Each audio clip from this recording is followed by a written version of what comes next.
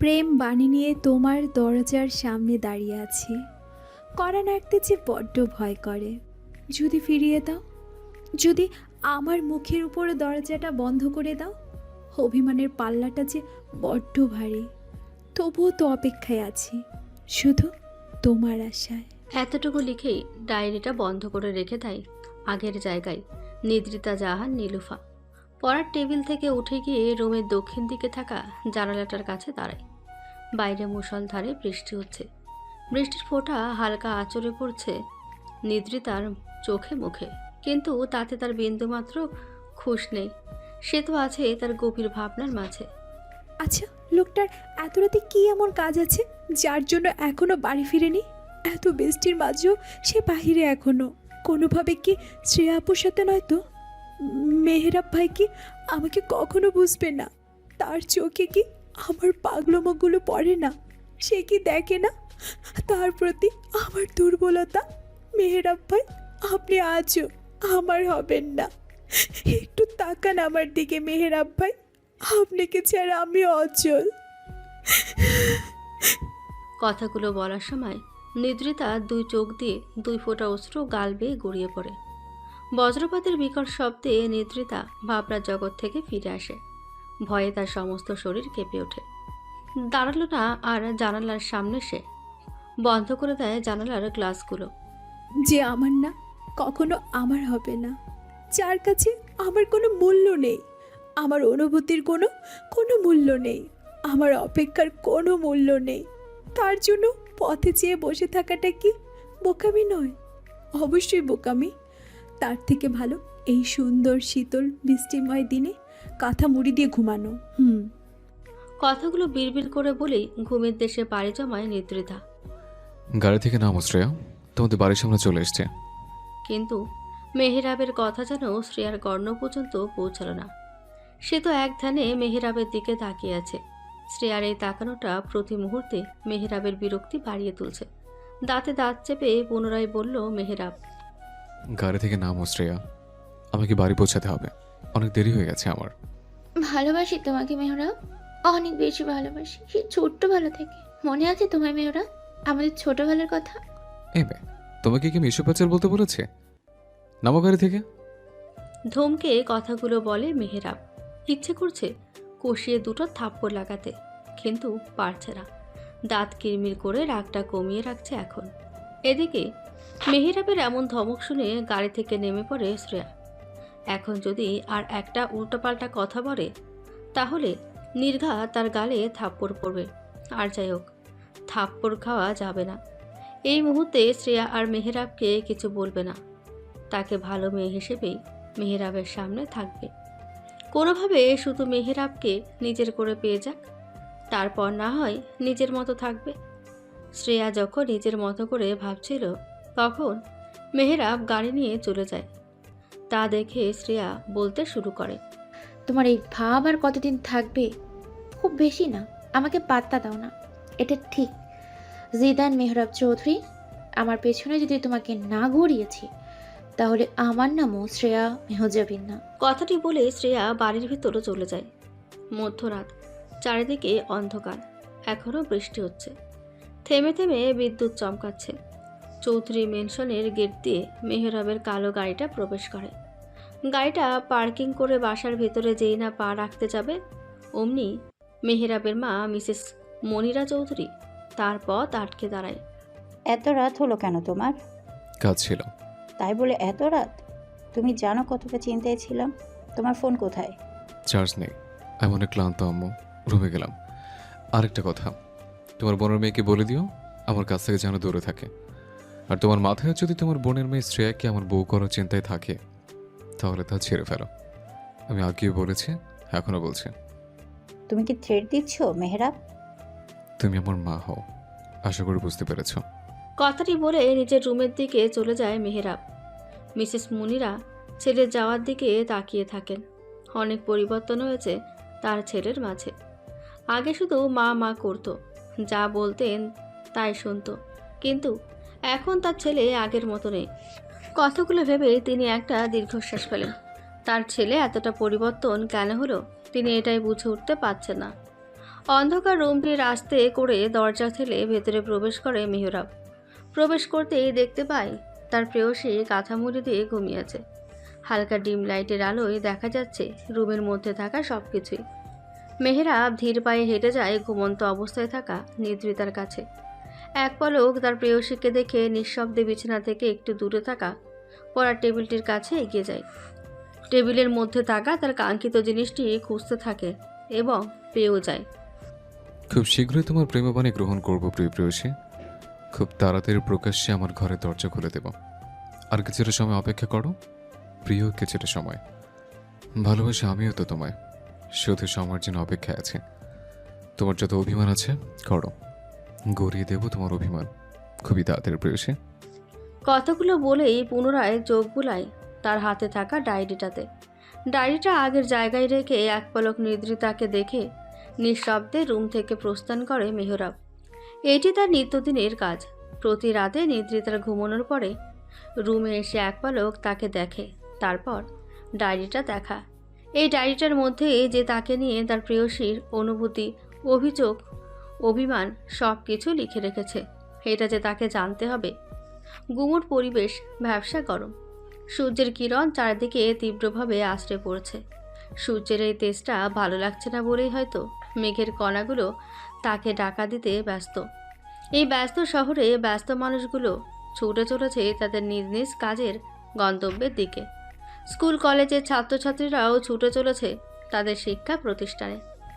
এক সপ্তদশী কন্যা, পরনে তার কলেজের সাদা অ্যাপ্রন, মাথায় লাল রঙা হিজাব, কখন থেকেই রাস্তার এপাশ আর ওপাশ ঘুরে বেড়াচ্ছে। মুখে বিড়বিড় করে কি যেন বলছে। আর এই কন্যার প্রতিটা কর্মকাণ্ড পর্যবেক্ষণ করে যাচ্ছে একজন যুবক। যুবকটি এগিয়ে গেল সেই মেয়েটির কাছে। এই যে মিস, আপনি এখানে ঘুরপাক খাচ্ছেন কেন এভাবে? যুবকটির কথায় মেয়েটি ছোট ছোট চোখ করে তাকায়। সেটা আপনাকে কেন বলবো? মেয়েটির করা পাল্টা প্রশ্নে যুবকটি ভ্রু কুঁচকে তাকায়। আমি তোমার বড়, তাই আমি যা বলবো তার উত্তর দিবে, তা না করে তুমি পাল্টা প্রশ্ন করছো। যুবকটির কথায় এবার মেয়েটি তার দুই হাত ভাঁজ করে দাঁড়ায়। বলেন এবার আপনার কি প্রশ্ন? নিঘাত আমি ভালো মেয়ে, তাই কিছু বলছি না। তোমাকে কখন থেকে দেখছি এখানে, একবার রাস্তার এই পাশ তো আরেকবার ওই পাশ, এভাবে ঘুরপাক খাচ্ছ কেন? এমনি। এমনি নাকি অন্য কিছু? আমার তো মনে হয় কলেজ না যাওয়ার ধান্দা। দেখুন আপনি কিন্তু বেশি করছেন। আপনার তো মতো একটা পাগলের সাথে কথা বলার না ইচ্ছে নেই আমার। বলে মেয়েটি চলে যায় এখান থেকে। এই যে এই মেয়েটি আমাকে কি বললো আমি পাগল? শেষমেশ সেই বাচ্চা মেয়ে আমাকে পাগল বানিয়ে দিয়ে চলে গেল। এই আপনার শায়ানকে পাগল বললো? এই মেয়ে তোমার নাম কি? তোমার সাহস কি করে হয় এই আবরার শায়ানকে পাগল বলার? শায়ানের ডাকে একটু দূরে থাকা মেয়েটি তার দিকে ফিরে তাকিয়ে মুখ বাঁকিয়ে পুনরায় চলে যায়। এদিকে শায়ান মেয়েটির কাজ দেখে থ মেরে দাঁড়িয়ে আছে। পিছন থেকে গাড়ির শব্দে শায়ানের হুঁশ ফিরে। পেছনে ঘুরে দেখে মেহরাবের গাড়ি। গাড়িটির সাথে হেলান দিয়ে দাঁড়িয়ে আছে মেহরাব, এক ভ্রু উঁচু করে। এইভাবে ভ্রু কুচকে আমার দিকে তাকিয়ে আছিস কেন? আমার কথা বাদ দে, আগে এটা বল কোন সকালবেলা বলেছিলাম আমি বাসায় আসতে? আর রাস্তার মাঝে এভাবে স্ট্যাচু দাঁড়িয়েছিলি কেন? আর বলিস না, তোর বাসায় আসতে যাচ্ছিলাম, কিন্তু এখানে একটা মেয়েকে দেখে আমার পাগুলো থেমে গেছিল। কিন্তু মেয়েটা যে এমন ঝগড়ুটে হবে এটা আমার ভাবনাতেও ছিল না। দুনিয়াতে কত মেয়ে দেখলাম, কিন্তু এমন বজ্জাত মেয়ে আমি আর দুটো দেখিনি। তা কি করেছে মেয়ে শুনি? শোন, বলে কিছুক্ষণ আগের সমস্ত ঘটনা বলে শায়ান। ঠিকই বলেছে, মন্দ বলেনি। আজ তো পাগল তুই, চল এবার আমার সাথে। দুজনে একসাথে চলে যায় তাদের নিজ গন্তব্যে। ওদের মনে হয় মেয়ের আবার স্ত্রী আর বিয়েটা তাড়াতাড়ি দিয়ে দেওয়া উচিত। আমার মেয়ের তো আর কম বয়স হয়নি, তোমার ছেলের বিয়ের করার সময় হয়ে এসেছে। কথাটি বলেন শ্রেয়ার বাবা মনিরুল ইসলাম। আমি এখানে একটা প্রস্তাব দিতে এসেছি। আমি চাইছি আমাদের ছেলে সাইফের সাথে নিত্রার বিয়ে দিতে। ওর তো আর মা বাবা থেকেও নেই, আপনারাই ওর গার্ডিয়ান এখন। শোনো সাইফের মা, আমরা হয়তো নিদ্রিতাকে দেখে রাখি, প্রকাশ্যে আমরা ওর গার্ডিয়ান, কিন্তু যতই ওর মা বাবা আলাদা থাক না কেন, নিদ্রিতার বিষয়ে সকল সিদ্ধান্ত তারাই নেন। তোমার এই প্রস্তাবের কথাটা আমি আমার বোনকে জানাবো। আমার বোন যা বলবে তা তোমাদের জানাবো। আরেকটা কথা তোমাদের বলে দিই, মেহরাব যদি শ্রেয়াকে বিয়ে করতে চায় তাহলে আমি দেব, আর যদি না করতে চায় তাহলে বাদ। আমার ছেলের মতামতের বিরুদ্ধে আমি কিছুই করব না। কথাটি বলে জহুর চৌধুরী ড্রয়িং রুম থেকে প্রস্থান করেন। আত্মীয়র মাঝে আত্মীয়তা করা তিনি একদমই পছন্দ করেন না, কিন্তু চাইলেও কিছু করতে পারছে না। তার খারাপ সময়ে এই মনিরুল ইসলাম সাহায্য করেছিল। এখন এই সাহায্যের বিনিময়ে তার একমাত্র ছেলে মেহেরাবকে মনিরুল ইসলাম তার মেয়ের জামাই হিসেবেই চায়। শোন মনিরা, তোমাদের বিপদের সময় কিন্তু এই আমি মনিরুল ইসলাম পাশে ছিলাম, ভুলে যেও না কিন্তু। যেইভাবে তোমাদের বিপদে আমি পাশে ছিলাম, ঠিক সেইভাবে তুমিও পাশে থেকো। তোমার জামাই আর ছেলেকে বুঝাও, রাজি করাও আমার মেয়েকে মেনে নিতে। যদি না মানে তাহলে খুব খারাপ হয়ে যাবে বলে দিলাম। আশা করি খুব তাড়াতাড়ি আমাদের সুসংবাদটা পেয়ে যাব। আজ আসি তাহলে। একটি শয়তানি হাসি দিয়ে মনিরুল ইসলাম এবং তার ওয়াইফ চলে যায়। আমার সুখের সংসারটা হয়তো শেষ হতে চলেছে। আমি দেখেছি মেহরাবের চোখের ভাষা, তার মনের অবস্থা। মেহরাব শুধু নিধিতাকে চায়, নিধিতাকে নিয়ে ওর মনের মধ্যে সকল অনুভূতি। ছোটবেলায় নিধিতাকে নিয়ে তার সকল পাগলামো এখন গভীর ভালোবাসায় রূপ নিয়েছে, কিন্তু প্রকাশ করে না। এদিকে দিন দিন মেহরাবের প্রতি নিধিতার দুর্বলতা বেরিয়ে যাচ্ছে। কিশোরী মন দাগ কেটে যাবে। সব কিছুর পরে মেহরাবের বাবা আত্মীয়র মাঝে আত্মীয় করতে চান না, ওই দিনের ঘটনার পর থেকে। এদিকে মনিরুল ইসলাম উঠে পড়ে লেগেছেন।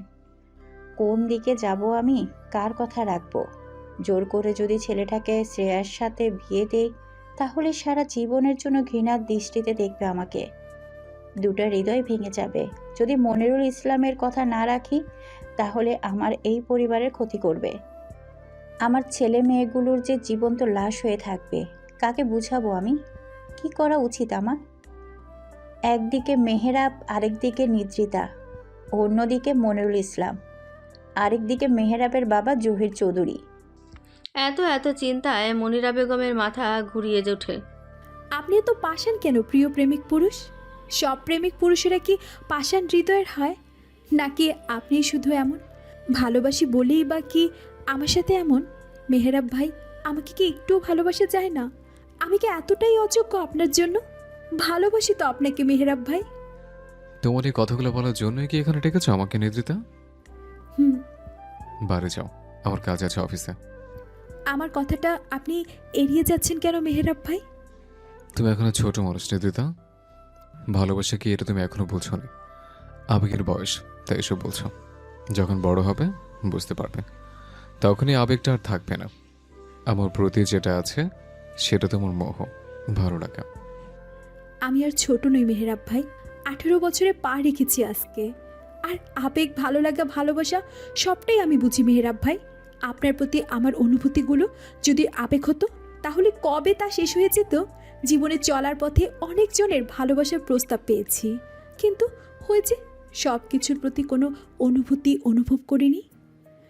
আপনাকে দেখলে, আপনাকে নিয়ে ভাবলে যেভাবে আমার বুকটা ধকধক করে, তেমনটা অন্য কারোর জন্য হয় না মেহরাব ভাই।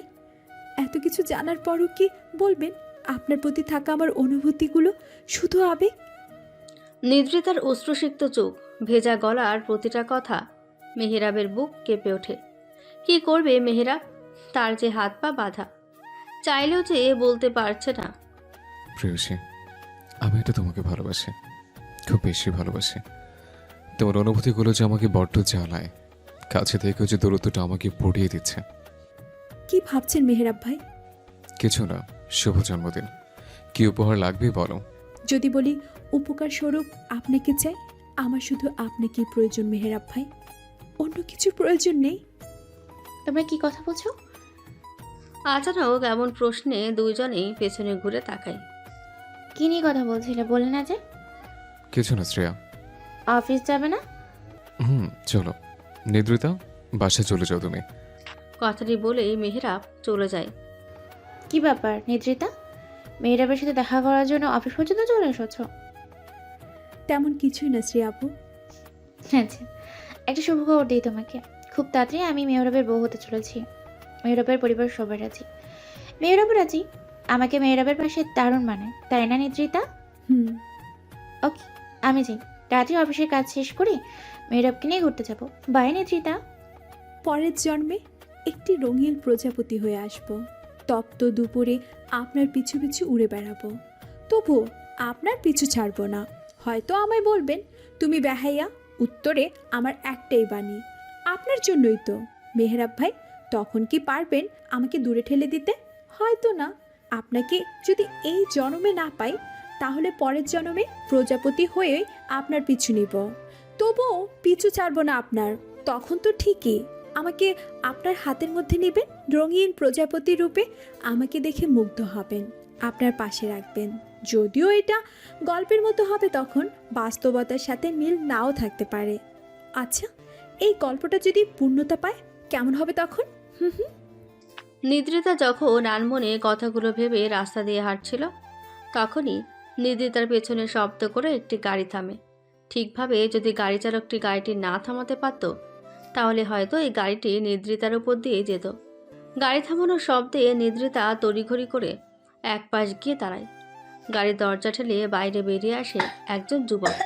শ্যামবর্ণ পুরুষটি, মাথার হালকা বড় কালো কচকচে চুলগুলো পিছনের দিকে ফেরানো, পরনে ব্লু কালারের শার্ট, হাতে ঘড়ি, কালো প্যান্ট, কালো shoes. Hey miss, are you okay? হ্যাঁ। এইভাবে আনমনে কেউ রাস্তাতে চলাফেরা করে? কখন থেকে গাড়ির হর্ন বাজাচ্ছি, কিন্তু আপনার কোনো হুঁশ নেই। আর একটু হলে তো অ্যাক্সিডেন্ট হতো। ভাগ্যে বলো ঠিক মতো ব্রেক করতে পেরেছিলাম। দুঃখিত। ইটস ওকে, নেক্সট টাইম সাবধানে চলাফেরা করবেন, নয়তো বিপদ হতে পারে। ওয়েট, আপনাকে আমি চিনি। আপনি মেহরাবের বোন, মানে মেহরাবের ফুপির মেয়ে, রাইট? হুম। আপনি হয়তো আমাকে চিনতে পারেননি। আমি সাইব, আদ্রিয়ান সাইব, মেহরাবের খালাতো ভাই। আই হোপ এখন চিনতে পেরেছেন। হুম। আপনি এত হুম হুম করেন কেন?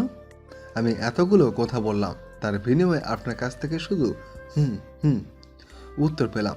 সাধারণত মেয়েদের দেখি অনেক কথা বলে, কিন্তু আপনি চুপ। যাই হোক, কোথায় যাচ্ছিলেন? জি, বাড়িতে যাচ্ছি। আমিও খালামণিদের বাড়িতে যাচ্ছি, চলুন একসাথে যাই। সমস্যা নেই, আমি একা যেতে পারবো, আপনি যান। আপনি কি কোনোভাবে আমাকে বিরক্ত ভাবছেন মিস নির্দিতা? না, তেমন কিছু না। তাহলে আমাদের দুজনের গন্তব্য একই জায়গায়, রাস্তা একই দিকে। আমি এত করে বলার পরও আপনি যেতে চাচ্ছেন না যে? আসলে আমার একটু কাজ ছিল বাহিরে। সমস্যা নেই, আপনার কাজ শেষ হলে একসাথে যাব। এখন গাড়িতে ওঠেন। কোথায় যাবেন? জায়গার নাম বলেন, আমি নিয়ে যাচ্ছি। দুজনের কথোপকথনের মাঝে মেহেরাবের গাড়ি এসে থামে। এখানে কি করছো তোমরা? কিছু না জিদেন ভাইয়া, তোমাদের বাড়ির দিকে যাচ্ছিলাম। কিন্তু তোমরা দুজন কোথায় যাচ্ছ? বলে ওঠে সাইফ। ওই যে একটু আশেপাশে ঘুরতে যাব, তারপর রেস্টুরেন্টে যাব। তোমরাও আমাদের সাথে আসো, মজা হবে। গাড়ির ভেতর থেকে এই কথাগুলো বলে সায়ান। জিদেন ভাইদের সাথে কি তুমি যাবে নিদ্রিতা? তোমার তো একটু কাজ ছিল। সাইফকে সম্পূর্ণ কথা শেষ করতে না দিয়ে মেহরাব বলে উঠল, যাবেও আমাদের সাথে। মেহরাবের কথায় নিদ্রিতা মাথা তুলে তাকায় তার দিকে, কিন্তু মেহরাবের চোখের চাহনি দেখে মাথা নামিয়ে নেয় পুনরায়। মিনমিন করে বলে, আপনার সাথে নিয়ে কি আমাকে কষ্ট দিতে চান মেহরাব ভাই? নিদ্রিতার এই মিনমিন কথা বুঝতে না পেরে গাড়ি থেকে বের হতে হতে সায়ান জিজ্ঞেস করে, কি বলেছ নিদ্রিতা? কিছুই শুনতে পাইনি। আমি আপনাদের সাথে যেতে পারবো না এখন, শায়ন ভাই। নিদ্রিতার উত্তরে সায়ান পুনরায় প্রশ্ন করে। কেন? সায়ানের প্রশ্নে যখন নিদ্রিতা কিছু বলতে যাবে, ঠিক তখনই এতক্ষণ চুপ করে থাকা শ্রেয়া বলে ওঠে, ওরা না যেতে চাইলে না যাবে, এত সাদার কি আছে? আমাদের দেরি হচ্ছে কিন্তু। উপস্থিত থাকা মেহরাব আর সায়ান বিরক্ত মুখে তাকায় শ্রেয়ার দিকে। থমকে বলে ওঠে মেহরাব, তোমাকে এত কথা বলতে কে বলেছে শ্রেয়া? আমি যখন একবার বলেছি নিদ্রিতা যাবে মানে যাবে। আর এই যে তুমি, নিদ্রিতার দিকে আঙুল তাক করে, কি এমন কাজ আছে যখন যেতে পারবে না? আসলে আমি মেঘলার জন্য অপেক্ষা করছিলাম এখানে, ও আসবে তাই। মেঘলাকে চিনতে না পেরে সায়ান বলে, এই মেঘলাটাকে? আমি। হুট করে মেয়েরই কণ্ঠে আমি শব্দটা শুনে পেছনে তাকায় সবাই। তাদের থেকে হাত দূরে দাঁড়িয়ে আছে একটি মেয়ে। এই, তুমি ওই সকালের মেয়েটা না আমাকে পাগল বলেছিলে? শায়নের কথায় চোখ মুখ বিরক্তি করে বলে, তোমার তো এই সময় কলেজ থাকার কথা। তার মানে আমি যেটা বলেছিলাম এটাই হলো। মেহরাব সকালে যে তোকে একটা ঝগড়টে মেয়ের কথা বলেছিলাম, মনে আছে? এটাই সেই মেয়ে। শায়নের কথায় মেঘলা রেগে চিবিয়ে চিবিয়ে বলে ওঠে। দেখুন আপনি। মেঘলার সম্পূর্ণ কথা শেষ না করতে দিয়ে শায়ান পুনরায় বলে, দেখানোর কি কিছু আছে নাকি মিস? কি যেন নাম তোমার? মনে পড়েছে, মেঘলা। এদিকে পরিস্থিতির বেগতিক দেখে ধমকে মেহরাব বলে ওঠে, চুপ করো সবাই। সবাই যখন উপস্থিত এখানে, গাড়িতে ওঠে এবার। মেহরাবের কথায় সবাই গাড়িতে যখন উঠতে যাবে তখনই শায়ান বলে, নেদ্রেতা, তুমি মেহরাবের গাড়িতে সামনের সিটে বসো। মেঘলা, তুমি পেছনে শ্রেয়ার সাথে বসো। আমরা ঘুরতে যাব। মেহরাব, তুই তোর মামাতো খালাতো বোনদেরকে নিয়ে যা। আমি ছোট ভাই সাইফের সাথে যাচ্ছি। কথাটি বলেই একটা বোকা বোকা হাসি দিয়ে শায়ান সাইফের কাছে যায়। এদিকে সাহিব বলে, কিন্তু আমি তো নিধিদের সাথে যেতে চাইছিলাম। আরে ছোট ভাই মেহরাবকে দাও, ওর বোনদের নিয়ে যাক। এদিকে তুমি আর আমি মজা করতে করতে যাব। ওঠো তাড়াতাড়ি। বলে সাইফকে নিয়ে গাড়িতে উঠে পড়ে শায়ান। এদিকে মেহরাবও গাড়িতে উঠে পড়ে। গাড়িতে উঠে মেহরাব নিদ্রিতার দিকে এগিয়ে যায় সিট বেল্ট লাগিয়ে দেওয়ার জন্য। এদিকে মেহরাবের এত কাছে আসা দেখে নিদ্রিতা ভয়ে গুটিয়ে যায়। নিদ্রিতার গুটিয়ে যাওয়া দেখে মেহরাব ফিসফিসিয়ে বলে, সিট বেল্ট যে লাগাতে হয় এটা দেখছি ভুলেই গেছো। একে আমি লাগিয়ে দিব, তাই বলে ইচ্ছে করে লাগাও নেই। মেহরাবের এমন ফিসফিস কথা শুনে নিদ্রিতা বারবার কেঁপে কেঁপে ওঠে। তা দেখে মেহরাব আবার বলা শুরু করে, এমন কিছু করিনি যে এভাবে গুটিয়ে নিতে হবে আর কেঁপে কেঁপে উঠতে হবে। এত ভয় পাও আবার সারাদিন ভালোবাসি ভালোবাসি বলে তজবে যাবো কেমনে? কথাটি বলেই মেহরাব তার জায়গায় ঠিক করে বসে গাড়ি স্টার্ট দেয়। এদিকে মেহরাবের কাজ দেখে পেছন থেকে শ্রেয়া ক্রোধে হাত মুষ্টিবদ্ধ করে রাখে। শ্রেয়ার এই কর্মকাণ্ড কেউ না দেখলেও মেঘলা ঠিকই দেখে নেয়। রেস্টুরেন্টের দ্বিতীয় ফ্লোরে পাশাপাশি টেবিলে শ্রেয়া, মেহরাব, শায়ান, মেঘলা, সাইফ, নিদ্রিতা বসে আছে। বাটি আর চামচের সংঘর্ষের টুংটাং আওয়াজ ব্যতীত আর কোনো শব্দ নেই। তাদের থেকে আরেকটু দূরে থাকা টেবিলগুলো থেকে মানুষের গুনগুন কথা বলার শব্দ আসছে, কিন্তু এই শব্দ কোনো প্রভাব ফেলছে না তাদের উপর। দেখে শুধু এটাই মনে হচ্ছে এই 3 টেবিলে উপস্থিত থাকা প্রত্যেক সদস্যদের একটাই কাজ, শুধু খাবার খাওয়া। কিন্তু এই চুপ থাকাটা আর বেশিক্ষণ টিকতে দিল না শ্রেয়া। নীরবতা ভেঙে শ্রেয়া বলল, মেহরাব, আমাদের খাবার শেষ করার পর কি করা উচিত?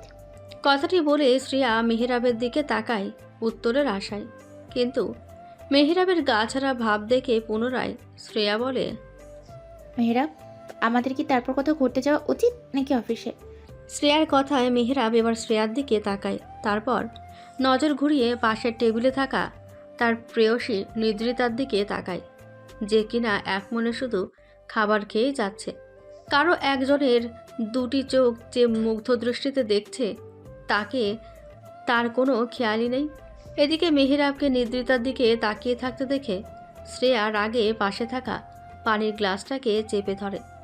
এদিকে এদের দুজনের কাহিনী শায়ান আগে থেকেই নিশ্চুপ হয়ে দেখছিল। শ্রেয়াকে জোরে পানির গ্লাসটা ধরতে দেখে মনে মনে শয়তানি বুদ্ধি এঁটে পাশের টেবিল থেকে একটু জোরেই বলে শায়ান, কি করছো এইসব শ্রেয়া? গ্লাসটা ভেঙে যাবে তো, এত জোরে কেউ চেপে ধরে? একজনের প্রতি রাগ অন্য একটা নিরীহ জড়বস্তুর উপর দেখানো কি ঠিক শ্রেয়া? কথাটি বলেই এক ভ্রু উঁচু করে তাকাই। এদিকে হুট করে এমন শায়ানের কথায় শ্রেয়া থতমত খেয়ে যায়। উপস্থিত থাকা সবাই খাবার বন্ধ করে শ্রেয়ার দিকে তাকায়। সবার তাকানো দেখে শ্রেয়া ঘাবড়ে গিয়ে বলতে থাকে, কই, আমি তো জাস্ট ধরলাম পানি খাবো বলে। এই যে। কথাটি বলে শ্রেয়া গ্লাসের সম্পূর্ণ পানি ঢকঢক করে খাওয়া শুরু করলো। কিন্তু আমি তো দেখলাম তুমি জোরে চেপে ধরেছ। আহারে বেচারাটা। বলে সায়ান ছোট বাচ্চাদের মতো করে ঠোঁট উল্টায়। তা দেখে মেঘলা ফিক করে হেসে ওঠে। মেঘলার হুট করে হাসির শব্দে এবার সবার নজর পড়ে মেঘলার উপরে। তা দেখে মেঘলা তার ঠোঁট দুটির ওপর আঙুল চেপে ধরে। সরি, আসলে উনি মানে শায়ন ভাইয়ের কথা বলার ধরন দেখে আমার হাসি পেয়ে গেছে। ছি ভাই, এই মেয়ে, আমি তোমার ভাই হই কেমনে? ভাই ভাই করবে না একদম। দুনিয়াতে আমার বোনের অভাব নাই, শুধু একটা বউয়ের অভাব। ভাই না ডেকে পারলে জামাই বলে ডাকো, নয়তো তোমার বলা উনি বলেও ডাকতে পারো। আরেকবার ভাই বললেই সোজা কারাগারে বন্দি করে রেখে দিব। আমার জানা মতে ভাইয়ের বন্ধু সম্পর্কে ভাই হয়। কিন্তু আমি তোমার ভাই লাগে না, তাছাড়া ভাইয়ের বন্ধু ভাই হয়, এটাও মানি না আমি। কিছুক্ষণ আগে যেই জায়গায় চুপচাপ ছিল সেই জায়গা এখন হইচই পূর্ণ হয়ে গেল। কথাটি বলে নিদ্রিতা খাবারে মনোযোগ দেয়। নিদ্রিতার বলা এই বাক্যে সাই ফিরে তাকায় তার দিকে। ঠিক বলেছ। কিন্তু শ্রেয়া আপু মেহরাব ভাইকে কিছু জিজ্ঞাসা করছিল। মেহরাব ভাই এখনও তার উত্তর দেয়নি কেন? নিদ্রিতার কথাটা শেষ হবার সাথে সাথে মেহরাব সবার দিকে একবার নজর বুলিয়ে বলতে থাকে, চুপচাপ সবার খাবার শেষ করে আগের মতো গাড়িতে বসবে। কোনো প্রকার ঝামেলা যেন না হয়। যদি কোনো প্রকার ঝামেলা করার চিন্তা করো, মাথায় থাকে আর চেষ্টা করো, তাহলে তাকে গাড়ির নিচে চাপা দিয়ে দিব। মাথায় রেখে কথাটা। আমার দিকে না তাকিয়ে থেকে খাবার শেষ করো তাড়াতাড়ি। ধমকে বলে ওঠে শেষের কথাটা। মেহরাবের ধমক খেয়ে আর কেউ কথা বলল না। সবাই মাথা নিচু করে চুপচাপ খাবার খেতে লাগলো। একমাত্র শালি আমার মিসেস মনিরা চৌধুরী, কেমন আছো তুমি? ফোনের ওপাশের কণ্ঠটা চিনতে সময় লাগেনি মিসেস মুনিয়া চৌধুরীর। তার একমাত্র বোনের জামাই কিসের জন্য ফোনটা করেছে তাও ভালো করে জানেন তিনি। কি হলো মনিরা, কিছু বলছো না যে? আমার কথাটা কি শুনতে পাচ্ছ না মনিরা? বলেন। তোমার ছেলেকে কি বলেছিলে কথাটা? না। কেন? যাই হোক, আজকে রাতের মধ্যে জানো, সামনের মাসেই শুভ কাজটা শেষ করতে চাইছি। কালকে এসে পাকা কথা শেষ করব। মেহরাব রাজি না হলে কিন্তু মেহরাবের বাবা রাজি হবে না। এটা আমার দেখার বিষয় না। তোমার ছেলেকে যেভাবে পারো রাজি করাও। মোট কথা আমি রাজি চাই। এখন রাখি। মনিরুল ইসলাম কলটা রাখার সাথে সাথেই মনিরা চৌধুরী মেহরাবের কাছে কল করেন। একবার দুইবার রিং বাজার পর মেহরাব কল ধরে। কিছু বলবে আম্মু? সন্ধ্যার মধ্যে তোমাকে বাড়িতে দেখতে চাই মেহরাব। কিছু প্রয়োজন? আসলেই জানতে পারবে। এখন রাখছি, সাবধানে থাকবে। বলে মনিরা চৌধুরী ফোন রেখে দেয়। কে ফোন দিয়েছিল মেহরাব? শাইনের কথায় মেহরাব পেছন ফিরে তাকায় তার দিকে। আম্মু দিয়েছে, বলেছে সন্ধ্যার মধ্যে বাড়িতে উপস্থিত থাকতে। এখন কোথায় যাবি? শপিং মলে কিছু কেনাকাটা করতে হবে। চল। দুইজন তাদের গাড়িতে বসে পড়ে। গাড়িতে উঠে মেহরাব একবার নিদ্রিতার দিকে তাকিয়ে গাড়ি চালানোর দিকে মন দেয় আর ভাবতে থাকে, কেন যেন মনে হচ্ছে কোনো কিছু একটা হারিয়ে ফেলবো। বুকটা যে বারবার ধকধক করে কিছু জানান দিচ্ছে, কিন্তু আমি যে বুঝতে পারছি না কোনোভাবে কি আমি নেত্রতাকে হারিয়ে ফেলবো। না না, এটা হবে না কখনো। এই কথাটা ভাবতে যে আমার সমস্ত শরীর শিউর উঠেছে। এটা হতে দেওয়া যাবে না। কথাগুলো ভাবতে ভাবতে মেহরা পুনরায় নিদ্রিতার দিকে তাকায়, যার দুটি চোখ গাড়ির জানালা ভেদ করে বাইরের যানজট রাস্তা দেখতে ব্যস্ত। একজোড়া চোখ যে এক রাত হারানোর ভয় নিয়ে তাকিয়ে আছে তার দিকে। তার বিন্দুমাত্র খেয়াল নেই নিদ্রিতার। মেহরাবের গাড়িটি একটি শপিং মলের সামনে এসে থামে। তাদের পেছনে সাইফের গাড়ি। গাড়ি থেকে একে একে সবাই নেমে পড়ে। একসাথে জড়ো হয়ে শপিং মলের ভিতরে যাওয়া শুরু করে। যার যা পছন্দ কেনাকাটা করো। কেনাকাটা শেষ হবার পর সোলজাই দোকানের সামনে থাকবে। হাত দিয়ে সামনে থাকা দোকানটিকে দেখিয়ে, এদিক সেদিক গেলে পা ভেঙে দেব, মনে রেখো। তোমাদের হাতে 2 ঘন্টা সময়। এই 2 ঘন্টার মধ্যেই কেনাকাটা শেষ করবে। আপনারা কি যাবেন না আমাদের সাথে? মেঘলার কথায় পৃষ্ঠে সায়ান তার দিকে তাকিয়ে চোখ টিপ ফেলে বলে, তোমাদের মেইলি জিনিস কেনাকাটা কি আমাদের দেখাতে চাও মেঘরানি? আমি কিন্তু এক পায়ের আছি। সায়ানের এমন উত্তর শোনার জন্য উপস্থিত থাকা কেউ প্রস্তুত ছিল না। গোল গোল চোখ করে সবাই সায়ানের দিকে তাকিয়ে আছে। সবাই একসাথে তাকানো দেখে সায়ান বলে, আমি সুন্দর এটা জানি, তাই বলে এইভাবে দেখার কিচ্ছু নেই। কথাটি বলেই একটু ভাব নিয়ে দাঁড়ায় সায়ান। ভাইয়া, আমরা আপনাকে দেখছি না, আসলে বুঝতে চাইছি আপনি একটু আগে কি বলেছিলেন। নিদ্রিতার কথায় মেহরাব বলল, তোমাদের শপিং করার সময় কিন্তু শেষ হয়ে যাচ্ছে। আর মেঘলা, তোমরা তোমাদের মতো শপিং করো। আমরা ছেলেটা আলাদাভাবে করছি। সবার শেষ হলে এখানে এসে থাকবে, একসাথে যাব। আচ্ছা। বলে মেঘলারা সবাই একসাথে যাবার জন্য পা বাড়ায়। আমি তোমাদের সাথে যাব না, মেহেরাদের সাথে থাকবো। হুট করে শ্রেয়ার এমন কথা শুনেই দুজনের পা জোড়া থেমে যায়। শ্রেয়ার দিকে সায়ান যখন কিছু বলতে যাবে, তখন মেহেরাব তাকে ইশারা দিয়ে থামিয়ে দেয়। আমার সাথে থেকে কি কাজ তোমার শ্রেয়া? আমি তোমাদের সাথে যাব না, মেহেরাবের সাথে থাকবো। তোমার কিছু নাও কিনার থাকতে পারে আপু, কিন্তু আমাদের তো আছে, তাই না? আমাদের সাথে চলো, একটু সাহায্য করবে। তোমার চয়েস তো সেই আপি। নেদ্রিতা কিন্তু ঠিকই বলেছে শ্রেয়া, তুমি বরং ওদের সাহায্য করো। এইখানে তুমি মেহরাবের সাথে চাইলেও থাকতে পারবে না, ওর সাথে আমি আছি। তোমার সহজ সরল অতি ভদ্র ভাই সাইফ আছে, এতগুলো ছেলের সাথে থাকা চাইতে ওদের সাথে যাও। ছোট বোনদের একটু দেখে রাখবে। শায়ন ভাইয়া কিন্তু ঠিকই বলেছে শ্রেয়া আপু, আমাদের সাথে চলো। মেঘলার কথা শুনে সায়ান বিড়বিড় করে বলে, দেখেছ সাদেকি আর বচ্চাত মেয়ে বলে বলেছি যেন ভাই না ডাকতে, তারপরেও এই মেয়ে ভাই বলে আমার হৃৎপিণ্ড তাকে ভেঙে ঘোরা ঘোরা করে দেয়। এদিকে সায়ান্তের কথোপকথনের মাঝে মেহেরাব দূরে থাকা একজন কালো পোশাক পরা ব্যক্তিকে চোখ দিয়ে কিছু একটা ইশারা করে বাঁকা হাসি দেয়। মেহেরাব ইশারা দেওয়ার সাথে সাথেই শ্রেয়ার ফোনে একটি কল আসে। শ্রেয়ার ফোনে এমন সময় হুট করে কল আসায় বিরক্ত নিয়ে তাকায় ফোনের স্ক্রিনে ভেসে থাকা নাম্বারটা দেখে শ্রেয়া এক পলক সবার দিকে তাকিয়ে বলে, তোমরা যাও, আমি আসছি। বলে শ্রেয়া হনহন করে চলে যায়। শ্রেয়া চলে যেতে মেহেরাব নিদ্রিতাদের উদ্দেশ্য করে বলে, তোমরা দাঁড়িয়ে না থেকে নিজেদের কাজে যাও। মেহেরাবের কথায় দুজন চলে যায়। মেঘলারা সামনে চলে যাবার পরেই সাইফ বলে ওঠে, ভাই, আমি চাই ওদের সাথে আমার কিছু। সাইফকে সম্পূর্ণ কথা শেষ করতে না দিয়ে সায়ান সাইফের কাঁধ ধরে টেনে কাছে এনে কাঁধের মধ্যে চাপড় মেরে বলে, কিছুক্ষণ আগে তুমি কোথায় ছিলে ছোট ভাই? মেহরাব কি বললো শুনতে পাওনি? এক ভ্রু উঁচিয়ে জিজ্ঞাসা করে সাইফকে। আসলে ভাই, আমিও কয়েকটা শাড়ি কিনতাম। কার জন্য? প্রশ্ন করে মেহেরাব। আসলে মেহরাব ভাই, আপনার। একটা কথা বলতে গিয়ে এত লাল হয়ে যাচ্ছ কেন ছোট ভাই? মতলবটা কিন্তু ভালো ঠেকছে না। সায়ানের কথায় লাজুক হেসে বলে, আমি নিদ্রিতাকে কিছু ড্রেস কিনে দিতে চাই। নেতৃত্বাদের নাকি শুধু নেতৃত্বাকে? প্রশ্নটি করেই মেহেরাব সাইফের সামনে এসে কাঁধে হাত রেখে বলে, নেতৃত্বার থেকে দূরে দূরে থাকবে সাইফ, নয়তো নেতৃত্বের প্রিয় প্রেমিক পুরুষ তোমাকে সোজা উপরে পাঠিয়ে দিবে, তাও বিনা টিকিটে। এবার চলো আমাদের সাথে। নিদ্রিতার প্রেমিক? শ্, কোনো প্রশ্ন নয়, চলো। প্রেমিক পুরুষ কে তার সময় হলে জানতে পারবে। কথাটি বলে মেহেরাব হাঁটা শুরু করে, তার সাথে সায়ানও। পিছনে পিছনে সাইফ আসছে, তবে মাথার মধ্যে এক ঝাঁক প্রশ্ন নিয়ে। ব্যস্ত শহরের ব্যস্ত রাস্তা দিয়ে মেহেরাবের গাড়িটা নিজ গতিতে সামনের দিকে এগিয়ে চলেছে। সময়টা সন্ধ্যা।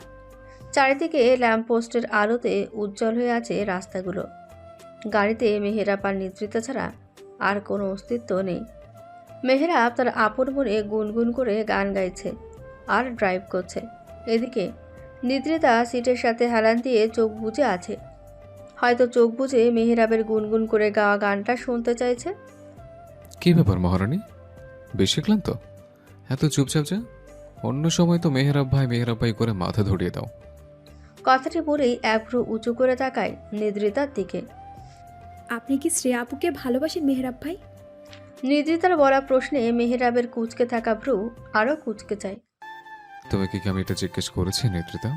তোমাকে বলেছি বেশি ক্লান্ত লাগছে কিনা, যেভাবে আছো। আর তুমি আমাকে তার বিনিময়ে কি বলছো আমি শ্রেয়াকে ভালোবাসি কিনা? এটা কি ঠিক নেতৃত্বা? না, কিন্তু আপনি বললে সমস্যা কোথায় মেহরাব ভাই? আপনি কি ভালোবাসেন তাকে? হ্যাঁ, ভালোবাসি। হয়েছে এবার? মেহেরাবের উত্তরে নিদ্রিতা এবার মাথা নিচু করে বসে থাকে। চোখ দুটো পানিতে টইটুম্বুর হয়ে ওঠে। নিদ্রিতার ভেজা চোখ দেখে মেহেরাবের বুকের ভেতরটা ধক করে ওঠে। মনে মনে বলতে থাকে, ক্ষমা করে দিও নিদ্রিতা, তোমাকে কষ্ট দেওয়ার ইচ্ছা আমার বিন্দুমাত্র নেই। আমি চেষ্টা করছি তো সম্পূর্ণ করে তোমাকে পাবার জন্য। আমি যে ভালোবাসি তোমাকে প্রেয়সী, খুব করে ভালোবাসি, কিন্তু চাইলে যে মুখ ফুটে বলতে পারছি না। কি করব বলো মা? ফুপি ফুপাকে রাজি না করানো পর্যন্ত তোমাকে আমার মনের কথা বলতে পারবো না। অপেক্ষা করো, অপেক্ষা করো কিছুদিন, খুব শীঘ্রই তোমার হয়ে যাবে। শুধু কিছুটা দিন অপেক্ষা করো, তোমার চোখে এক ফোঁটা পানি পড়তে দেবো না। মনে মনে কথাগুলো ভেবেই একটা দীর্ঘশ্বাস ফেলে মেহেরাব। অতঃপর গাড়ি চালানোয় মনোযোগ দেয়। কিছুটা সময় পরে তাদের গাড়িটা বাড়ির সামনে পৌঁছায়। আমরা বাড়িতে চলে এসছেন নিদ্রিতা। হুম। বলে নিদ্রিতা গাড়ির দরজা খুলে বের হতে যায়। তখনই মেহেরাব নিদ্রিতার হাত ধরে তাকে আটকে দেয়। নিদ্রিতার হাতে একটি শপিং ব্যাগ দেয়।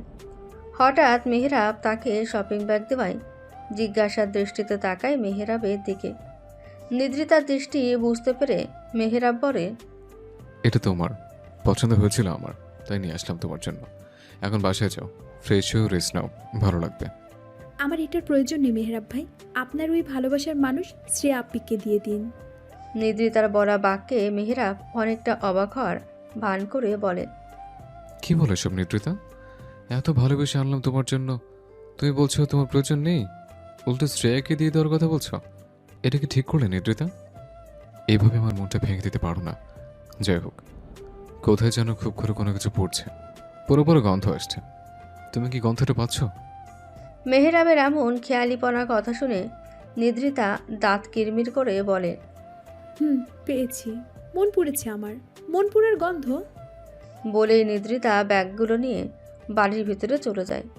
নিদ্রিতা চলে যাওয়া দেখে মেহেরাব মুচকি হেসে বলে, প্রেয়সী, আমার প্রেয়সী। কথাটা বলে মেহেরাব ফোন দেয় সায়ানের কাছে। ফোন দেওয়ার সাথে সাথেই রিসিভ করে সায়ান। হয়তো এই কলটা আসবে বলে তৈরি ছিল সে। হ্যাঁ বল মেহরাব। ঠিক মতো পৌঁছেছে। হুম। ঠিক আছে, কালকে একটু কাজ আছে আমাদের, তৈরি থাকিস, বাই। বলে খট করে ফোনটা কেটে দেয়। ঠোঁটের কোণে ফুটে ওঠে একটা বাঁকা হাসি। গাড়িটা এক পাশে রেখে বাড়ির ভিতরে প্রবেশ করে। ফ্রেশ হয়ে আমাদের রুমে আসো মেহরাব, তোমার বাবা অপেক্ষা করছেন। বলে মুনিরা বেগম সোফা থেকে উঠে দাঁড়ান। কেমন জরুরি কথা, যার জন্য আজকে বাবাও বাসে এই সময়? ফ্রেশ হয়ে আসো, তারপর না হয় জানতে পারবে। হুম। বলেই মেহরাব তার রুমে চলে যায়। মেহরাবে চলে যাওয়ার পর মুনিয়া বেগম তার রুমে যায়। কিছুক্ষণ পর মেহরাব তার বাবা মায়ের রুমের সামনে গিয়ে দরজায় টোকা দেয়। টোকার শব্দ শুনে মুনিরা বেগম রুমে আসতে বলে। তোমাকে একটা কথা বলতে চাই মেহরাব, আশা করি বোঝার চেষ্টা করবে। বলে মেহরাবের পানে তাকায় জহির চৌধুরী। বলো আব্বু। আমরা তোমার বিয়ের কথা বলতে চাইছি। এতদিনে তুমি হয়তো এইটুকু অবগত হয়েছো যে আমরা কার সাথে তোমার বিয়ে নিয়ে ভাবছি। হুম, আমি জানি, কিন্তু আমি তোমাদের আগেই বলে দিয়েছিলাম আমি শ্রেয়াকে বিয়ে করতে পারবো না। তোমাকে এটা মানতে হবে মেহরাব, আমাদের মান সম্মানের কথা এটা। তুমি জানো, যখন আমরা বিপদে পড়েছিলাম তখন এই মনিরুল আমাদের সাহায্য করেছিল। জানি আব্বু, তার বিনিময়ে তিনি কিন্তু আমাদের থেকে কম সম্মান পাননি। তাছাড়া আঙ্কেলের কোনো প্রয়োজনে কিন্তু আমাদের থেকে কম সাহায্য নেননি। যা চেয়েছেন তাই দেওয়া হয়েছে তাকে। তাই বলে যে তার জামাই হিসেবে আমাকে চাইবে, এটা ঠিক না। আমি পারবো না শ্রেয়াকে বিয়ে করতে। আমরা তোমাদের বিয়ে ঠিক করে দিয়েছি, সামনের মাসে ভালো দিন দেখে তোমাদের বিয়ে দিয়ে দেব। আমাকে না জেনে ঠিক করেছে কেন? কারণ তোমাকে জানালে কখনো মত দিতে না। তোমার কি মনে হয় আমি এখন মত দেব? অসম্ভব এটা। তুমি শ্রেয়াকে বিয়ে করতে চাও না কেন? কারণ আমি নেতৃত্বকে চাই, ভালোবাসি নেতৃত্বকে। মেহরাবের এমন উত্তরে জহির চৌধুরী থমকে যান। এমনটা হয়তো তিনি কখনো আশা করেননি। এটা অসম্ভব মেহরাব, তোমার কাছ থেকে এমনটা আশা করিনি আমি। তুমি খুব ভালো করেই জানো আত্মীয়র মাঝে আত্মীয়তার আমার একদম পছন্দ নয়। শুধুমাত্র মনিরুলের কাছে আমি ঋণী বলে এই সম্বন্ধে রাজি হয়েছি। আমি জানি, আর এটাও জানি কেন আত্মীয়র মাঝে আত্মীয়তা করতে চাও না। কিন্তু তোমার ধারণা ভুল আব্বু। ফুপি আর ফুপার সম্পর্কে ফাটল ধরায় এই না যে সবার ক্ষেত্রে এমনটা হবে। আমাকে জ্ঞান দিতে এসো না মেহরাব, যাই হোক, তুমি যে নিদ্রিতাকে ভালোবাসো, তা তা কি নিদ্রিতা জানে? আমি নিদ্রিতাকে ভালোবাসি, তার নিদ্রিতা জানে না। ঠিক আছে, নিদ্রিতাকে ভুলে যাও আর শ্রেয়াকে বিয়ে করার জন্য প্রস্তুত হও। দুঃখিত আব্বু, ছোট থেকে এই পর্যন্ত তোমাদের কথা মতো চলেছে, কিন্তু এখন তোমার এই কথা রাখতে পারবো না আমি। তুমি বাধ্য মেহরাব, তোমাকে এটা করতেই হবে। শ্রেয়াকে আমি এই বাড়ির বউ হিসেবে চাই।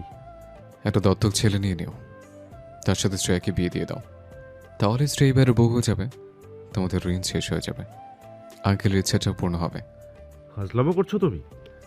না, তোমাদের মতামত দেওয়া শেষ এবার। আমি বলবো এবার, আমি নেত্রিতাকে ভালোবাসি, বিয়ে নেত্রিতাকেই করব। এতদিন চুপ ছিলাম, তোমাদের বলে রাজ্য হবার পর নেত্রিতাকে বিয়ে করব। যেহেতু তোমরা এটা মানো না, তাই আমি নেত্রিতাকে নিয়ে দূরে চলে যাব। এবার তোমাদের সিদ্ধান্ত, শ্রেয়াকে আমি বিয়ে করব না, এটা আমার লাস্ট কথা। কথাটা শেষ করে মেহরাব কাউকে কিছু বলতে না দিয়ে দরজা ঠেলে বাইরে চলে আসে। মেহরাবের চলে যাওয়া দেখে জহির চৌধুরী একটি দীর্ঘশ্বাস ফেলেন। তিনি খুব ভালো করে জানেন মেহরাব তাদের কথা মেনে চলেও যেটা তার অপছন্দ তা সে ভুলেও করবে না। সরাসরি কথার পরিপ্রেক্ষে না করতে না পারলেও অন্য উপায় বের করে ঠিকই তা করেনি। সেই জায়গায় আজকে তো সরাসরি না করে গেছে। তারা স্বভাবের ছেলে যা বলেছে তাই করবে। এদিকে মেহেরাবে চলে যাবার পর মনিরা বেগম মনে মনে বলতে থাকেন, আমিও তোমার মা মেহরাব, শ্রেয়াকে তোমার বউ করে আনবো খুব তাড়াতাড়ি, তাও তোমার মতে। দেখি তুমি কিভাবে না করে পারো। আর রইল নিদ্রিতা, তাকেও আমি তোমার থেকে অনেক দূরে পাঠিয়ে দিব। কিছু বলবে মামিমা? এত রাতে যে এখানে? বলল নিদ্রিতা। কেন, এত রাতে আসা কি নিষেধ আমার মেয়েটার কাছে? না মামিমা, তেমন নই। কিছু বলবে? তুই কি আমার ছেলে মেহরাবকে ভালোবাসিস নিদ্রিতা? হুট করে মনিরা চৌধুরীর এমন প্রশ্নে নিদ্রিতা অনেকটা অবাক হয়ে যায়, সাথে ভয়ে কেঁপে ওঠে। নিদ্রিতাকে চুপ থাকতে দেখে মনিরা চৌধুরী পুনরায় বলেন, আমি কিছু জানতে চাচ্ছি নিদ্রিতা। হুট করে এমন প্রশ্ন কেন মামিমা? আমি যেটা বলেছি তার উত্তর দেও নিদ্রিতা। হ্যাঁ, আমি ভালোবাসি মেহেরাব ভাইকে, কিন্তু এই ভালোবাসার কোনো মূল্যই নেই মামিমা। মেহেরাব ভাই তো আর আমাকে ভালোবাসে না। কথাগুলো বলতে বলতেই নিদ্রিতা দুই চোখ দিয়ে পানি গড়িয়ে পড়ে। মেহরাবকে ভুলে যাও নিদ্রিতা। মামিমা, এটা সম্ভব নয়। আচ্ছা নিদ্রিতা, তুমি যে মেহরাবকে ভালোবাসো তা কি মেহরাব জানে? হুম। মেহরাব কি তোমাকে কোনোদিনও বলেছে সে তোমাকে ভালোবাসে? মনিরা বেগমের এবারের কথায় নিদ্রিতার আটকে রাখা চোখের পানিটা আর বাদ মানল না, গড়িয়ে পড়ল দুই গাল বেয়ে। মাথা ঝাঁকিয়ে উত্তর দিল, না। তাহলে কোন ভরসা নিয়ে তুমি থাকবে এখানে? মামিমা, বাবা মার যখন বিচ্ছেদ হয়ে যায় সেই তখন থেকে আমি তোমাদের কাছে আছি। তোমাদের নিজ হাতে এতটা বড় করেছো আমাকে। মামিমা, আমি কি এতটাই অযোগ্য তোমার ছেলের বউ হতে? ছোট থেকে তো তোমরাই বড় করে তুলেছো মামিমা, তাহলে তোমার ছেলের বউ হিসেবে চাও না কেন? আমি তোমাকে আমার মেয়ে হিসাবে মনে করি। আশা করব আমি যা বলবো তা বুঝবে।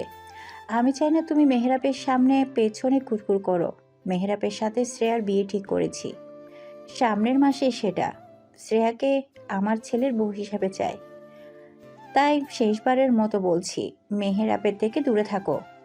রাগ মিশ্রিত কথাগুলো বলেই পা বাড়ান রুম ত্যাগ করার জন্য মনিরা বেগম। তুমি এতটা কঠোর ছিলে না মামিমা। নিদ্রিতার কথাটা শুনে তিনি দাঁড়িয়ে পড়েন, পিছনে না ফিরেই বলেন, সময়ের সাথে সাথে এমনটা হতে হয়েছে। মামিমা, আমি সত্যি মেহরাব ভাইকে ভালোবাসি। মেহরাব ভাইকে ছাড়া আমি থাকতে পারবো না মামিমা। আমি জানি মেহরাব ভাই আমাকে ভালোবাসে না, কিন্তু তুমি বললে মেহরাব ভাই আমাকে ঠিকই চাইবে, একটা সময় আমাকে ভালোবাসবে মামিমা। কিন্তু আমি এটা চাই না। কথাটি বলেই ঘুরে নিদ্রিতার দিকে ফিরে তাকায়, পুনরায় বলে, ওই যে বললাম না, আমার ছেলের বউ হিসেবে শ্রেয়াকে চাই। মেহরাবকে ভুলে যাও নিদ্রিতা, ওর আশেপাশেও আসবে না আর। ওর কাছ থেকে দূরে চলে যাও তুমি যত তাড়াতাড়ি সম্ভব। আশা করি আমার কথাটা মানবে, কারণ তুমি আমাকে সম্মান করো। কথাটা বলে তিনি রুম ছেড়ে চলে যান। পিছনে রেখে যান এক অশ্রুসিক্ত মেয়েকে, যাকে মাত্রই বাধ্য করা হলো তার ভালোবাসার মানুষগুলোর কাছ থেকে দূরে চলে যেতে, ভুলে যেতে প্রিয় মানুষটাকে। আসলে কি পারবে সে এমনটা করতে, নাকি নিজেই মুছে যাবে এই ধরনী থেকে? এদিকে মুনিরা বেগম মনে মনে বলেন, আমাকে ক্ষমা করে দিস নিদ্রিতা। আজকের পর থেকে হয়তো আমাকে সারা জীবন ভুল বুঝে যাবি, হয়তো ঘৃণা হয়ে থাকবো তোদের চোখে, কিন্তু কি করব বল? এমনটা না করলে যে পরিবারটা ধ্বংস হয়ে যাবে। এখন তোরা দুইজন কষ্ট পাবি, পরে আস্তে আস্তে সব ঠিক হয়ে যাবে। আর তোদের যদি এক করে দেই তাহলে মনিরুল পুরো পরিবারটা শেষ করে দিবে। আমাকে ভুল বুঝিস না তোরা। কথাগুলো ভাবতে ভাবতেই তার চোখের কার্নিশ বেয়ে 2 ফোঁটা পানি গড়িয়ে পড়ে। আলতো হাতে পানিটা মুছে তিনি তাদের রুমের দিকে অগ্রসর হন। আমাকে তাড়াতাড়ি কিছু করতে হবে সায়ন। কালকে রাতে আম্মু আব্বু ডেকে নিয়ে বলল সামনের মাসে শ্রেয়া আর আমার বিয়ে দিয়ে দিবে, যদি আমি না করেছি। এদিকে এখন আমার মনের কথা নেত্রতাকে জানানো হয়নি, আম্মু আব্বুর মত নিয়ে বলবো বলে। একদমই কথাগুলো বলে গাড়ির সাথে হেলান দিয়ে দাঁড়ায় মেহরাব। চোখে মুখে ক্লান্তিতে ভরপুর তার, লাল হয়ে আছে 2 চোখ, হয়তো রাতে ঘুমোতে পারেনি। কিছু বলছিস না কেন সায়ন? আমার কি করা উচিত? আর নেদ্রিতাকে নিয়ে দূরে কোথাও চলে যা। তোর কি মনে হয় এটা ঠিক হবে? ওই মনিরুল বাবা মা উভয়ের মাথা খাবে। তাহলে কি করবি এখন? পেয়ে গেছে উত্তর। কালকে যে শপিং মলে আমি একটা ছেলেকে কিছু ইশারা করেছিলাম মনে আছে? ছেলেটা শ্রেয়ার এক্স বয়ফ্রেন্ড, নাম আলফি। আলফির সাথে শ্রেয়ার কিছু ঘনিষ্ঠ সম্পর্ক আছে, যার মাধ্যমে আলফি এখনো শ্রেয়াকে ভয় দেখায়। যদিও তাদের দুজনের সম্পর্কটা আলফি নিজ হাতেই শেষ করেছিল, এখন আলফি বুঝতে পেরেছে সে শ্রেয়াকে ভালোবাসে, কিন্তু শ্রেয়া তাকে ঘৃণা করে। তাহলে তো হলোই, কিন্তু শ্রেয়া তো তোর প্রতি ছোট থেকেই দুর্বল ছিল, তাহলে এই আলভি কেমনে কে? শ্রেয়া আমার প্রতি দুর্বল ছিল, কিন্তু আমি তাকে পাত্তা দিতাম না। যখন শ্রেয়া আমাদের থেকে দূরে চলে যায় তখন সে আলফির সাথে বন্ধুত্ব করে, এই বন্ধুত্ব থেকে রিলেশনে যায়। পর আলফি যখন তার থেকে দূরে চলে যায় তখন সে ডিপ্রেশনে চলে যায় কিছুটা। তারপর থেকে মনিরুল ইসলাম উঠে পড়ে লাগেন আমার সাথে বিয়ে দেওয়ার জন্য। এটা শ্রেয়াকে বলা হয়। তারপর থেকে শ্রেয়াকে নিয়ে এইসব। আলভির দেখা পেলে কি করে? কিছুদিন আগে আলফি আমাদের কোম্পানিতে এসেছিল একটা কাজের জন্য, তখনও সে আমার পাশে শ্রেয়াকে দেখতে পেয়ে অবাক হয়েছিল, সাথে খুশিও। কিন্তু শ্রেয়াও আলফিকে দেখে অনেকটা অবাক হয়েছিল। তাদের থেকে একে অপরের চাওয়ানি দেখে আমি কিছুটা আঁচ করতে পেরেছিলাম। পরে আমি আলফিকে জিজ্ঞাসা করেছিলাম যে সে শ্রেয়াকে চেনে কিনা। তারপর আলফি আমাকে সমস্ত কিছু বলে, আর এটাও বলে তার সাথে যেন শ্রেয়াকে এক হতে সাহায্য করি। ব্যাস, তাহলে আর চিন্তা কিসের? সব তো ঠিকই আছে। এবার তোর মা বাবার কথা মতো চলতে থাক। বিয়ের আগে সমস্ত প্রমাণ আর আলভিকে নিয়ে যাবে, তারপর সব খেলা শেষ আর নেদ্রিতা তোর। আজকে রাতে নিদ্রিতাকে তোর মনের কথা বলে দেয়, আর সমস্ত ঘটনা নয়তো নিদ্রিতা কিছু করে ফেলেছে, খুব ভালোবাসেছি তোরা। আজকে বলে দেব। তপ্ত দুপুরে নিদ্রিতা মেহেরাবের কিনে দেওয়া লাল শাড়িটা পরে সুন্দর করে সেজেগুজে মেহেরাবের অফিসে আসে। এই সময় নিদ্রিতাকে এই রূপে দেখে থমকে দাঁড়ায়, সাথে অনেকটা অবাক হয়ে বলে, হঠাৎ এই সময় এখানে এই আগুন রূপে মহারানীর আগমন যে? মহারানীকে জানে তার এই আগুন রূপে যে আমি ঝলসে যাচ্ছে? মেহেরাবের এমন কথা শুনে নিদ্রিতা ঠোঁটের কোণে একটা তাচ্ছিলের হাসি ফুটিয়ে তুলে বলে, হুট করে মনে হলো ভালোবাসার মানুষটার দেওয়া শাড়িটা পরে তাকেই জ্বালিয়ে দিতে, যেন সে এই আমি বাদে অন্য কারো নয়।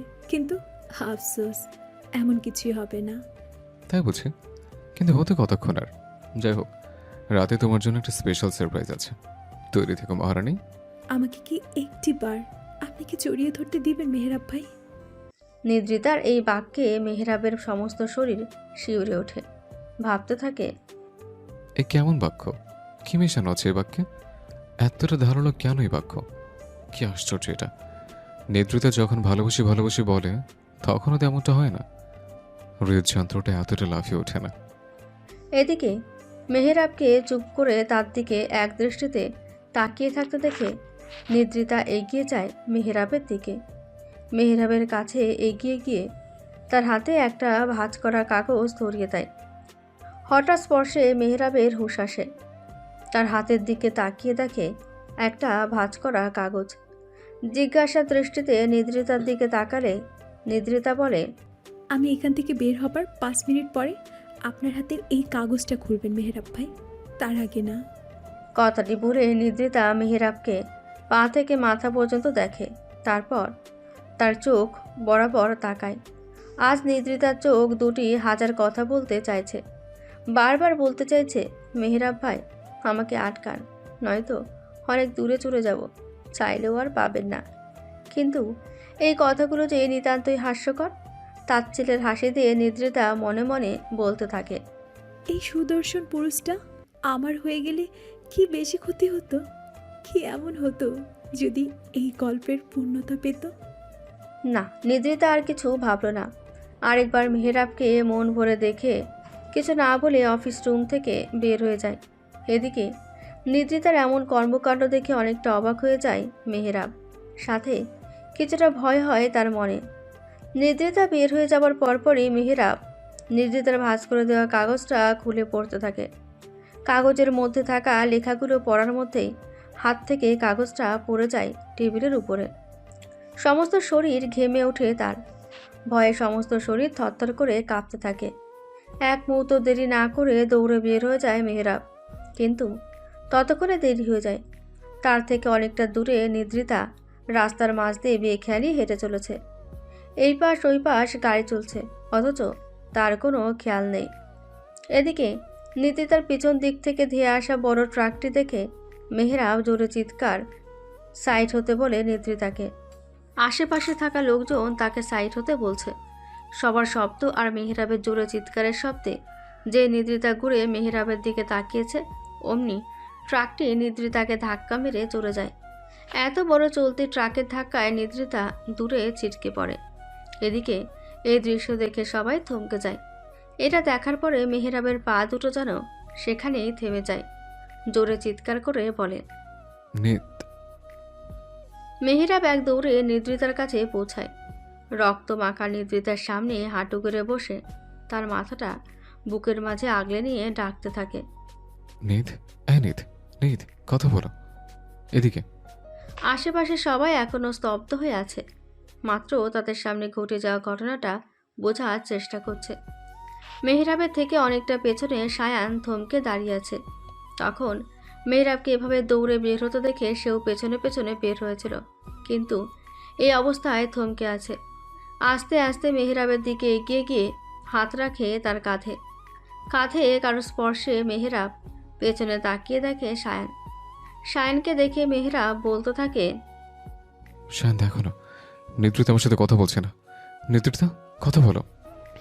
নিদ্রিতাকে গাড়িতে ওঠা, হসপিটালে নিয়ে যেতে হবে, ওর মাথা দিয়ে রক্ত আসছে, কোলে তোলো নিদ্রিতাকে। বলে সায়ান দ্রুত একটি গাড়ি আনে। মেহরাব নিদ্রিতাকে কোলে তুলে নিয়ে গাড়িতে উঠে বসে। সায়ান ড্রাইভিং সিটে বসে দ্রুত গাড়ি স্টার্ট দেয় হসপিটালের উদ্দেশ্যে। সময় চলমান, সে তার নিজ গতিতে চলে যাচ্ছে। চাইলেও তাকে আটকে রাখা যাবে না, আর না ফিরিয়ে আনা যাবে চলে যাওয়ার সময়টাকে।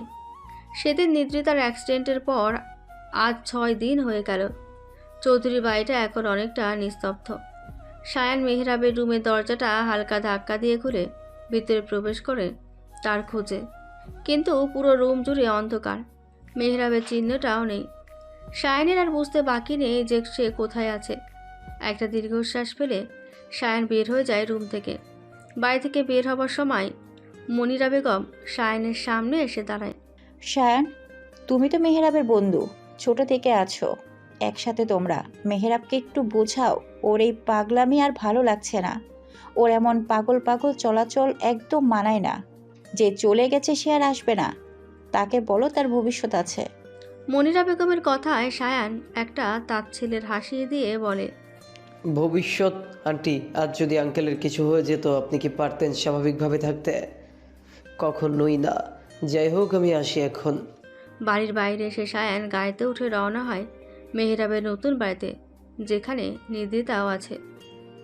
একটি কবরের পাশে মেহরা বসে আছে, বিড়বিড় করে কিছু বলে যাচ্ছে। সায়ান যে গাড়ি নিয়ে তার বাড়ির গেট পাড়ি দিয়ে ভেতরে আসলো তার কোনো খবর নেই মেহেরাবের। সায়ান তা খেয়াল করে গাড়ি থেকে নেমে মেহেরাবের পাশে গিয়ে বসে। আমি যে আসলাম তুই কি দেখতে পেয়েছিস মেহরাব? মেহেরাব সায়ানের কথায় কোনো জবাব দিল না। মেহেরাবের থেকে কোনো সাড়া না পেয়ে আবার বলে, আজকে আকাশটা অনেক মেঘাচ্ছন্ন, বৃষ্টি হবে খুব। এখানেই থাকবি নাকি ঘরের ভেতরে যাবে? তুই তো আর এই বাড়ি ছেড়ে কোথাও যাস না। এবারের কথাতেও মেহেরাব চুপ হয়ে আছে। মেহেরাবকে চুপ থাকতে দেখে তার কাঁধ ঝাঁকিয়ে বলে, কথা বলছিস না কেন মেহরাব? কিছু তো বল। দেখ, তুই যদি এভাবে চুপ হয়ে থাকিস তাহলে আমিও কিন্তু নিদ্রিতার মতো তোকে রেখে চলে যাব। এবারের কথাটা শুনে মেহেরাব তার দিকে তাকায়। দুই চোখ পানিতে ছলছল করে ওঠে। সায়ানকে জড়িয়ে ধরে মেহেরাব শব্দ করে কেঁদে ওঠে। তোমরা সবাই স্বার্থপর, সবার স্বার্থের জন্য আমাকে একা করে দিস। ওই দিন নেতৃত্বে আমাকে কাগজে লিখেছিল আমাকে ছেড়ে অনেক দূরে চলে যাবে। দেখো না শায়ন, ওর কথা রেখেছে, আমাকে ছেড়ে চলে গেছে। শায়ন কি বলো না? নিদ্রিতার কবরের দিকে আঙুল দিয়ে ইশারা করে। ওই জায়গাটা থেকে উঠে আসতে নেতৃত্বকে বলো না আমাকে একটু জড়িয়ে ধরতে। ওই দিন ও বলেছিল আমাকে একটু জড়িয়ে ধরবে, বলো না আসতে ওকে। আমি এক নাগারে নেতৃত্বকে ডেকে বলেছি একবার আসতে, আমি এক মুহূর্তের জন্য তাকে ছাড়বো না। কিন্তু আমার কথাতেও কোনো সাড়া দেয়নি। শান্তি বল না, একটু দেখবি দেখবি তোর কথা শুনবে। আমার উপর রাগ করে আছে তাই সাড়া দেয় না। কিন্তু বলছেন আমার কষ্ট হচ্ছে, অনেক কষ্ট হচ্ছে। নেত্র থেকে চোখ বড় থাকতে দেখে অনেক কষ্ট হচ্ছে। আজ 5 দিন হয়েছে ছাগল একটু কণ্ঠ শুনতে পাচ্ছেন। একটু বল ওকে, আমি ওকে একটু দেখবো। বলে ফুপিয়ে কেঁদে ওঠে মেহেরাব। এদিকে মেহেরাবের কথা শুনে সায়নের চোখ বেয়ে পানি পড়ে। চোখ বন্ধ করে পুনরায় মনে করে সেই 5 দিন আগের দৃশ্যগুলো, মেহেরাবের করা সেই পাগলামোগুলো। যখন বলা হয়েছিল নিদ্রিতা আর বেঁচে নেই, তখন মেহেরাব পারেনি ডাক্তারটাকে মেরে ফেলতে। তখন মেহেরাব শুধু একটা কথাই বারবার বলেছিল, বাবা বলো না নিদ্রিতাকে এখান থেকে উঠতে। ওইখানে এইভাবে শুয়েছে কেন? এই নিদ নিদ, ওঠ না ওঠ না এখান থেকে, কথা বল নিদ। আমি ডাকছি যে তোকে। এই মেয়ে শুনতে পাচ্ছিস না? শুনতে পাচ্ছিস না আমি যে ডাকছি? আমাকে রাখিস না নিদ। এই তুই না কিছুক্ষণ আগে বলেছিলি আমাকে একটু জড়িয়ে ধরতে চাস, আমার বুকে একটু মাথা রাখতে চাস, তাহলে এইভাবে শুয়েছিস কেন? রাখবি না বুকে মাথা? কি হলো বলছিস না কেন? কথা বল নিদ। সেদিন মেহেরাবের এমন হাজারো পাগলামো দেখেছিল সবাই। ভালোবাসার মানুষটা এভাবে চলে যাওয়া চোখের সামনে থেকে এটা মেনে নিতে কষ্ট হয়েছিল সেদিন। সায়ান চোখ দুটি খুলে মেহেরাবের দিকে তাকায়, যে কিনা এখনও ঠোঁট চেপে কেঁদে চলেছে। যেই ছেলে এত এত আঘাত পেয়েও চোখ থেকে এক ফোঁটা পানি পড়েনি, সেই ছেলে আজ ফুপিয়ে ফুপিয়ে কেঁদে যাচ্ছে। সায়ানের ভাবনার মাঝে মেহেরাব উঠে গিয়ে বাড়ির ভেতর থেকে একটা ডায়েরি নিয়ে আসে। যে ডায়েরিটার মধ্যে মেহেরাবকে নিয়ে হাজারো বাক্য লিখে রেখেছে। অনুভূতি, অভিযোগ সব কিছু লিখে রাখা হয়েছে এই ডায়েরির প্রতি পৃষ্ঠায়। মেহেরাবের হাতে একটা ডায়েরি দেখে সায়ান প্রশ্ন করে, কি এটা? ডায়েরি এটা। আমার প্রিয় সেটার মধ্যে আমাকে নিয়ে তার সব প্রেম মানে লিখে রেখেছে। এই পুরোটা জুড়ে শুধু আমার কথা লেখা, আমার প্রতি তার অনুভূতি, অভিযোগ সব লেখা আছে। কিন্তু পূর্ণতা নিয়ে গেছিল এখানে। নেতৃত্বে আমাকে ছেড়ে চলে গেছে, কিন্তু রেখে গেছে তার এই অসম্পূর্ণ ডায়েরিটা। জানিস এই ডায়েরির শেষে কি লেখা আছে? কি? তুমি আমার এক অসম্পূর্ণ গল্পের এক অসম্পূর্ণ ডায়েরি, যেখানেতে ছড়িয়ে ছিটিয়ে আছে অজস্র কাহিনী। শূন্যের পাতায় পূর্ণতা চাই, তাই তো বারবার তোমার কাছে ফিরে যাই, শুধুমাত্র বিন্দু পরিমাণ ভালোবাসার আশায়।